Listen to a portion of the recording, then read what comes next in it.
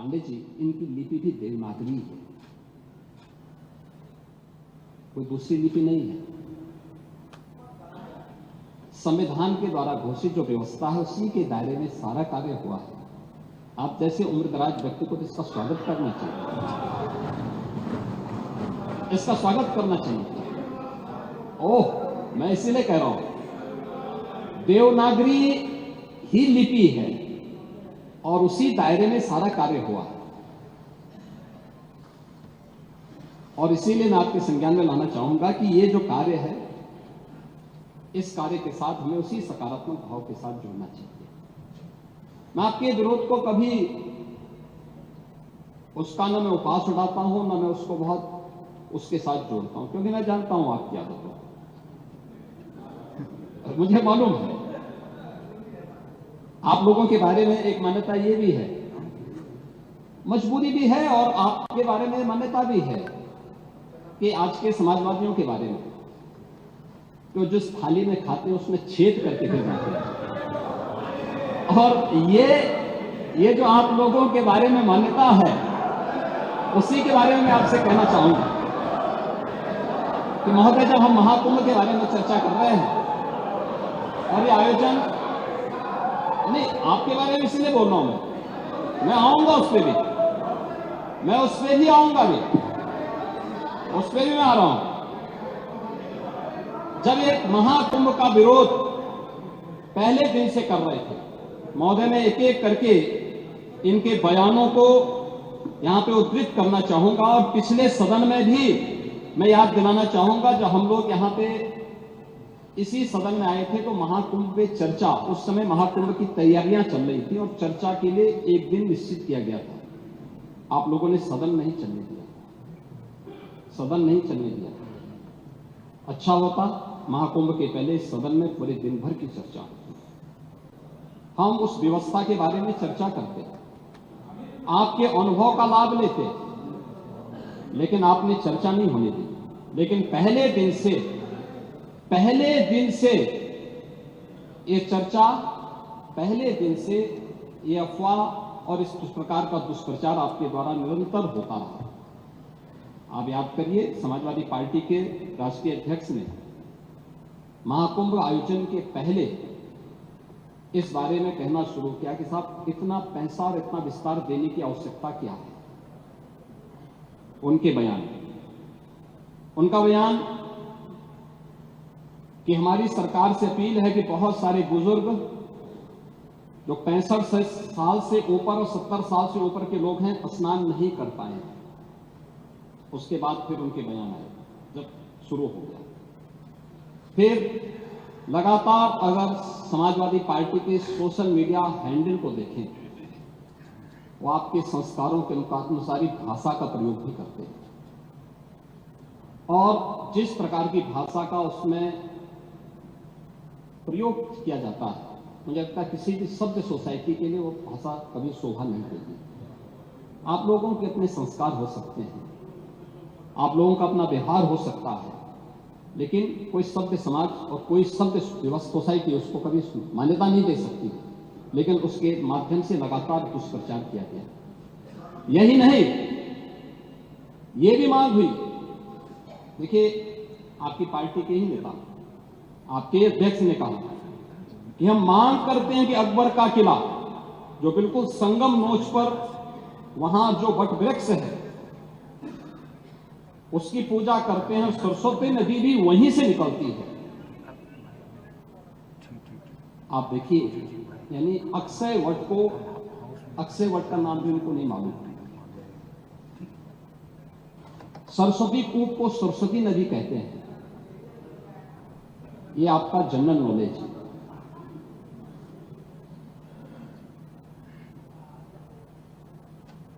इन्होंने कहा महाकुंभ कोई शब्द नहीं, क्योंकि महाआयोजन के लिए बहुत सारा पैसा निकालना था, पैसे की बर्बादी करनी थी, इसलिए नाम भी इन्होंने महाआयोजन दिया।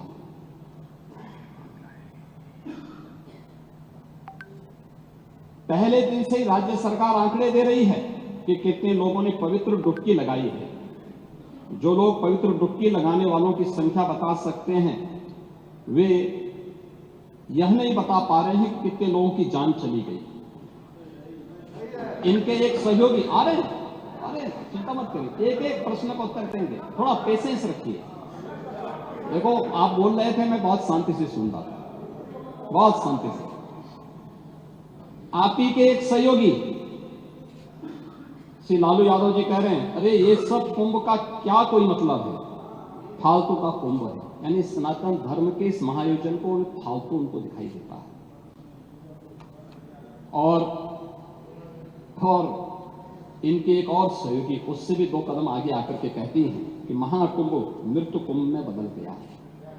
ये क्या है, ये क्या है? मल्लिकार्जुन खड़गे कांग्रेस के नेता अध्यक्ष कहते हैं कुंभ भगदड़ में हजारों लोग मारे गए।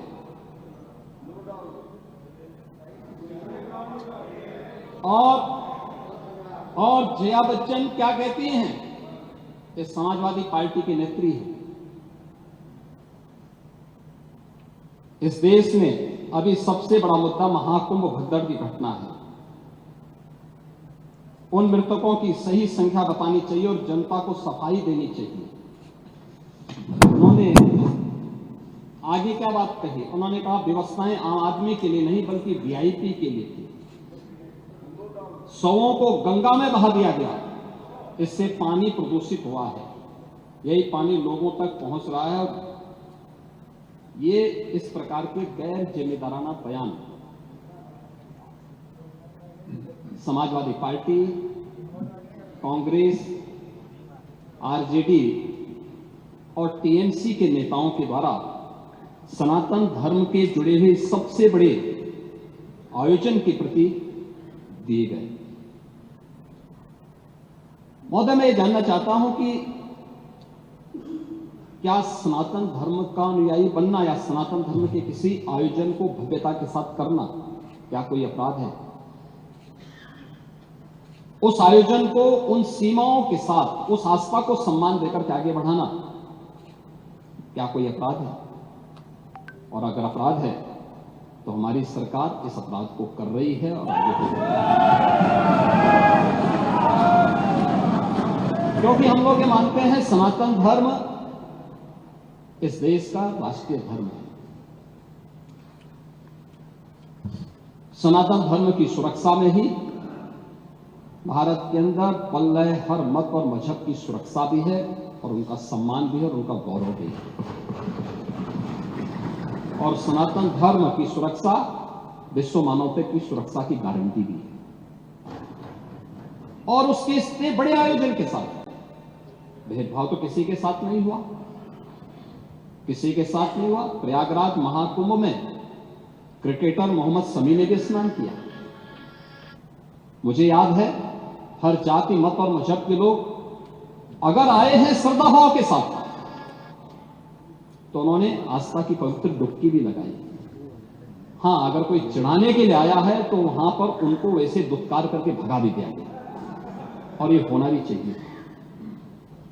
और इसीलिए मैं इस बात को मानता हूं, आप लोगों ने जो बात कही हमें ये सब बुरा नहीं लगता। इसलिए नहीं क्योंकि हम जानते हैं आपकी प्रवृत्ति है, क्योंकि हम लोग इस बात को मानते हैं कि संक्रमित व्यक्ति का उपचार हो सकता है, संक्रमित सोच का उपचार नहीं हो सकता।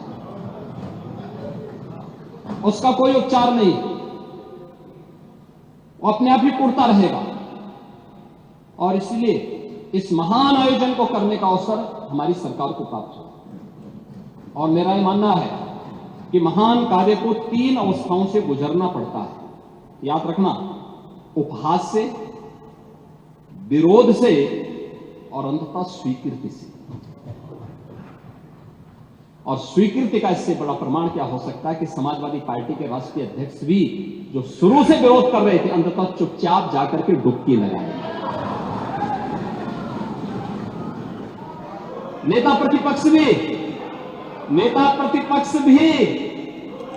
हाँ, मैं अच्छी बात है, आपका अधिकार है, आपका अधिकार है, मैं तो आपको अधिकार दे रहा हूं। ओ मैं ही कह रहा ना, नहीं 13 में आप नहीं जा पाए थे, क्योंकि 13 में जब आप जा रहे थे तब तक आपको फोन आ गया था, आप वापस सो गए, नहीं जा पाए थे। नहीं जा पाए, आप वापस आ गए थे। लेकिन इस बार आप गए थे, मुझे अच्छा लगा, आपने उत्तर प्रदेश सरकार की व्यवस्था की सराहना की और आपने मुझे प्रत्यक्ष नहीं लेकिन स्पीकर साहब को धन्यवाद दिया कि अच्छी व्यवस्था।